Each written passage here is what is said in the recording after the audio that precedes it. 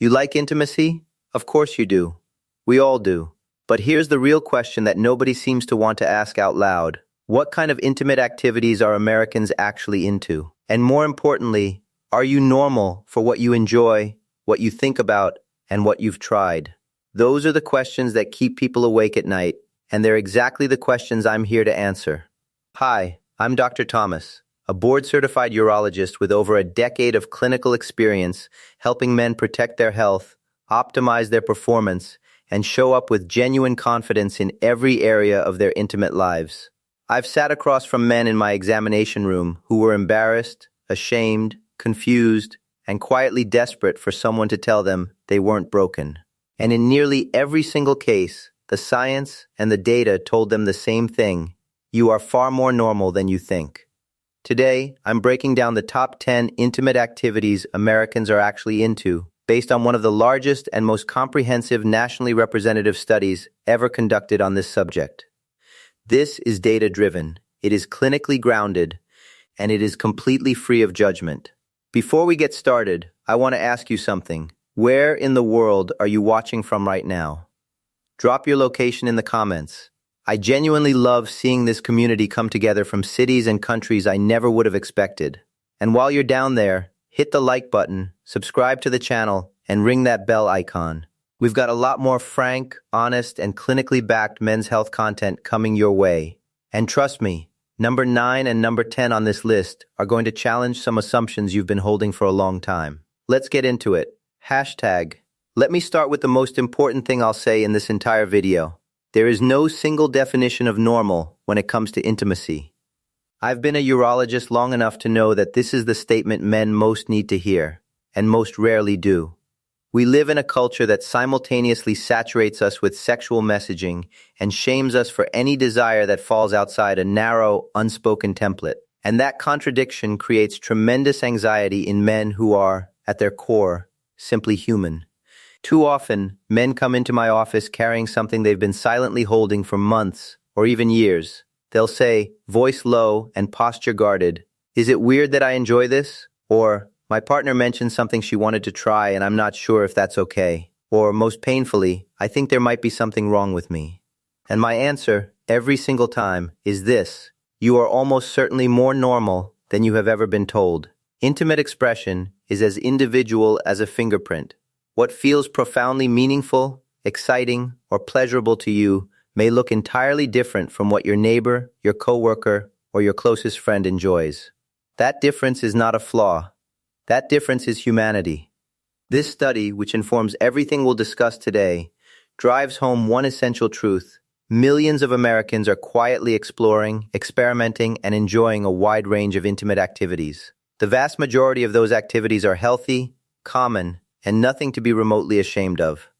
You are not as unusual as the silence around these topics might lead you to believe.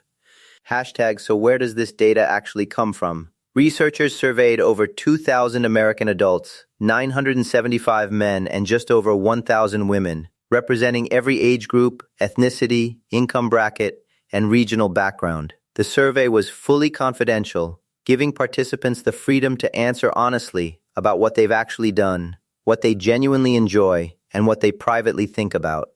While approximately 91% of participants identified as heterosexual, this is still one of the most comprehensive and revealing pictures we have of what's actually happening in American intimate lives.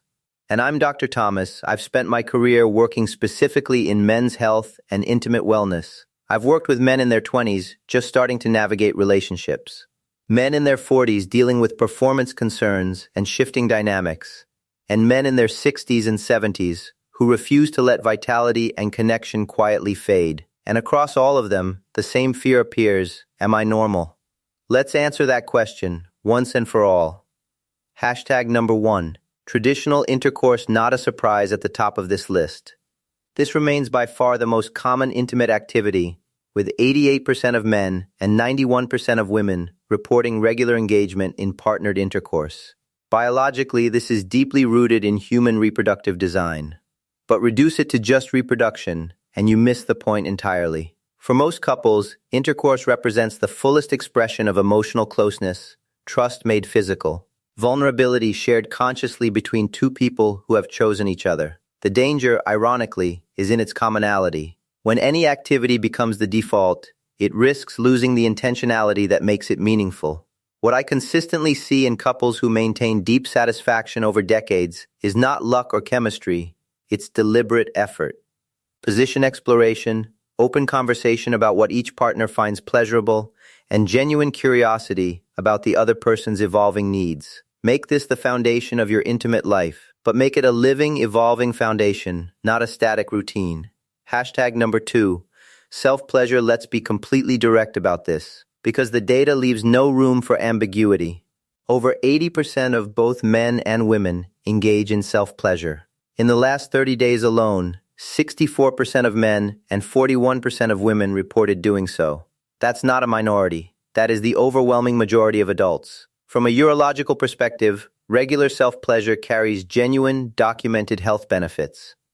Research supports its role in prostate health, specifically in clearing the prostate ducts of potentially inflammatory material. It supports healthy hormonal regulation, maintains vascular function and blood flow to penile tissue, and plays a role in preserving erectile quality as men age. From a psychological standpoint, it reduces cortisol, the body's primary stress response hormone. It creates a private awareness of what your body responds to, which ultimately makes you a better partner. And practically, it is accessible, private, and requires nothing from anyone else. If you carry shame around self-pleasure, I want you to hear this directly from a physician. You should not. You are part of a documented, healthy majority. The only clinical concern arises if this behavior begins to interfere with your relationships, your responsibilities, or your sense of self. In the absence of that, it is healthy, it is normal, it is self-care. Hashtag number 3. Oral intimacy. More than 80% of Americans have engaged in oral intimacy at some point, both giving and receiving. And yet, in my experience, this is one of the activities surrounded by the most unspoken confusion, particularly among men. Biologically, oral intimacy is one of the most reliable pathways to partner satisfaction.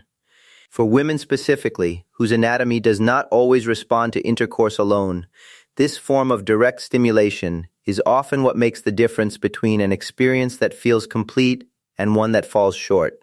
Understanding that is not just knowledge, it's relational investment. Emotionally, the willingness to prioritize a partner's pleasure above your own, to take the time to learn what they enjoy and respond to, is one of the most powerful expressions of generosity within a relationship. It builds trust, it communicates value, and it deepens emotional bonds in ways that extend far beyond the physical moment. Now, the clinical reality, oral intimacy carries STI transmission risk. Herpes simplex, HPV, gonorrhea, and other infections can all be transmitted through oral contact. The absence of social conversation around protection during oral activities does not reduce the actual risk. Barrier methods are effective. They may not feel spontaneous, but they are smart. And smart is always worth it. Hashtag number 4. Watching adult content. Here's a topic that requires honesty, nuance, and clinical precision, because the cultural narrative around this is polarized in ways that are not particularly useful. 82% of men and 60% of women report watching adult content at some point. That's not a fringe group. That's the majority of American adults, cutting across age groups, education levels, and relationship statuses. Here is what the science actually tells us. Occasional moderate viewing does not appear to significantly alter healthy sexual function or relational satisfaction. The concern emerges with frequency and escalation. The brain's dopamine reward system is highly adaptive. When you expose it repeatedly to high stimulation content, it recalibrates its baseline. It begins to require more intensity to produce the same level of arousal. Over time, this can manifest as reduced sensitivity, difficulty with arousal during real-world intimacy, and in some cases, functional challenges that mirror what we clinically see with other dopamine dysregulating behaviors. There's also the cognitive dimension. Adult content creates a skewed model of what intimacy looks like, one built on performance, escalation, and unrealistic physical and behavioral expectations. Men who unconsciously internalize this model and then measure their real relationships against it will always find their real relationships lacking. That comparison does slow and silent damage over time. My recommendation: be honest with yourself about your consumption patterns. If viewing is enriching your intimate life in a healthy, bounded way, that may be manageable. If it's become a substitute for real connection or affecting how you feel during intimacy with a partner, that's your signal to reassess. Hashtag number 5. Wearing special clothing or lingerie. This surprises people, and it shouldn't. About 75% of women and 26% of men admit to choosing special clothing or undergarments for a partner. That's 1 in 4 men. This is not unusual. This is common. The neuroscience is compelling. When a partner makes a deliberate, visible effort on your behalf, when they signal through their choices that this moment matters, that you matter, the brain responds with a dopamine release. This is the same neurochemical that drives motivation, reward, and anticipatory excitement. It communicates value, attraction, and intentionality. From a relationship science perspective, novelty is one of the most powerful tools for sustaining long-term desire. Human attraction is strongly linked to dopamine, and dopamine responds powerfully to the unexpected, the new, and the intentional.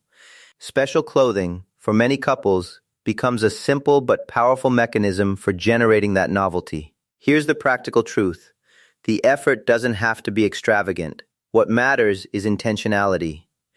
The act of choosing something specifically for your partner, of making visible that you thought about them and wanted to create a moment, is itself the point.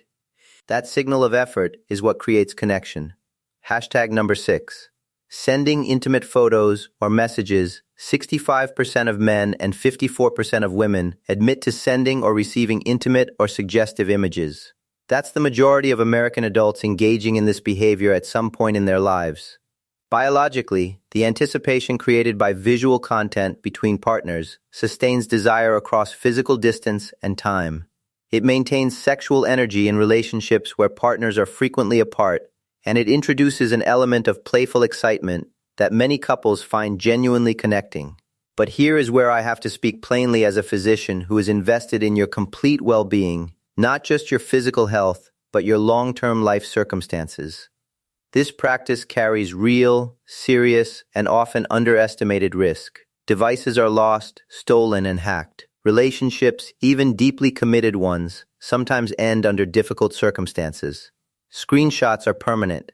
Images intended for a specific person and a specific moment can surface years later in contexts that cause professional, personal, and social damage that no amount of regret can undo. If you choose to engage in this, do so with eyes fully open. Never include your face or identifying features. Only share with someone whose character and judgment you trust completely and unconditionally. And remember this: the moment you send that image, you have surrendered control of it forever. That is not a hypothetical risk. That is a certainty. This is not about fear. This is about making informed decisions and protecting the future version of yourself. Hashtag number 7. Reading erotic stories. More than 57% of Americans have engaged with erotic literature at some point. Women show a stronger preference for written content, while men tend toward visual stimulation. But both groups engage with this more than most public conversations acknowledge. Here's why this matters neuroscientifically. Arousal is not primarily visual. It is fundamentally mental. The brain is the most powerful intimate organ in the human body. Everything that happens in the body during arousal begins with the brain, with thought, imagination, narrative, and anticipation. Erotic literature works in a distinctly different way than visual content. It engages the imagination actively, requiring the brain to construct the scene, the characters, the sensations, and that active construction creates a different quality of engagement. It allows for the exploration of fantasies in a completely safe, boundaryless mental space, with no real-world consequences or pressures. And within couples, this becomes a genuinely powerful tool. Reading together, discussing what resonates, using narrative as an honest starting point for conversations about desire, these practices foster the kind of open communication that keeps intimate relationships alive and evolving over time. If you've never explored this, approach it with genuine curiosity. The imagination has always been the most powerful intimate frontier. Hashtag number 8. Intimacy in adventurous locations. About 43% of Americans admit to having engaged in intimate activity in an unconventional or semi-public setting at least once. The biology of this is genuinely fascinating. When you place yourself in an environment that carries even a mild sense of novelty, unpredictability, or risk, your body produces adrenaline. Adrenaline and sexual arousal share a striking number of physiological characteristics: elevated heart rate, heightened sensory awareness, increased blood flow, sharpened present moment focus. The brain, neurologically, has difficulty fully separating these two states. Environmental excitement amplifies intimate excitement. Emotionally, this reflects something important: the desire to break from routine, to access spontaneity, and to share something slightly unpredictable and unusual with a partner. Long-term relationships need exactly this kind of disruption to maintain vitality. Practically, however, genuinely public or semi-public locations carry real legal consequences in most jurisdictions. Being caught can result in charges whose consequences are disproportionate to the spontaneity they seem to offer in the moment. My recommendation: channel this impulse intelligently. Unusual private settings, a hotel room, an unexpected time of day, a different location within your own home can produce many of the same neurochemical effects with none of the legal exposure. Hashtag number 9. Anal intimacy. This entry is more common than social silence around it would suggest, and that silence is itself the problem. 43% of men and 30% of women report engaging in anal intimacy at some point. That's approaching 1 in 2 men. This is not a fringe activity, it is a common one practiced by a substantial portion of the population. Biologically, the anatomy here is worth understanding clearly. The anal region is densely innervated, rich with nerve endings capable of registering significant sensation. For men specifically, this region offers the most direct external access to the prostate gland. Prostate stimulation for many men produces a distinct and intense form of pleasure that is inaccessible through any other means. For women, anatomical proximity to other highly sensitive structures means that stimulation in this region can also be deeply pleasurable. Emotionally, this activity can carry social and cultural stigma that is entirely disconnected from its actual clinical or relational reality. Stigma is not science. For couples who approach this with mutual interest, patience, and genuine communication, it frequently represents one of the deeper expressions of trust and shared vulnerability in a relationship. Clinically, I want to be very direct. This requires preparation. Adequate lubrication is not optional, it is essential. Patience with pace is not optional, it is essential. And ongoing, honest communication throughout the entire experience is what separates a positive, connected experience from one that causes injury or lasting discomfort. Educate yourself thoroughly before exploring this. Talk openly with your partner, move slowly, and let comfort and mutual willingness be the only measures of whether to proceed. Hashtag number 10, Playful Impact, Spanking, and here is our final entry, and for many viewers the most unexpected one on this list. Approximately 30% of Americans admit to incorporating playful impact or spanking into their intimate lives at some point. That's 1 in 3 adults. Not a curiosity, not a niche, a remarkably common practice.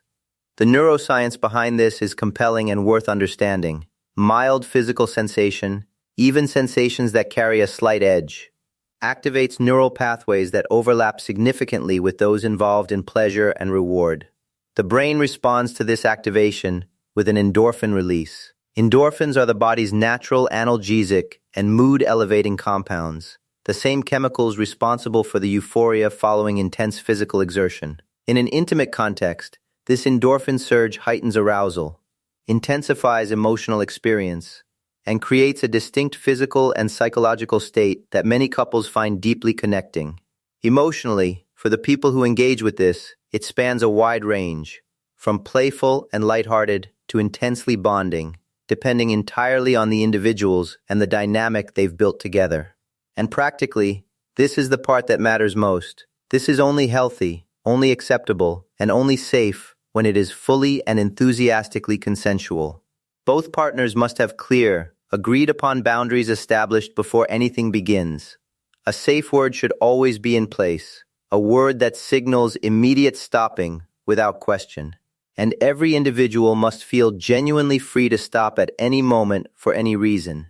This is not about pain, it is about trust. It is about the willingness to be intentionally vulnerable with another person and finding that vulnerability to be a source of connection rather than fear. Hashtag, so what do you take away from all of this? 3 clear, actionable principles. That's it. First, talk openly with your partner. Real intimacy lives and dies on the quality of honest communication. Ask what excites them. Share what excites you. Don't wait for the perfect moment, because the perfect moment doesn't arrive until after you create it.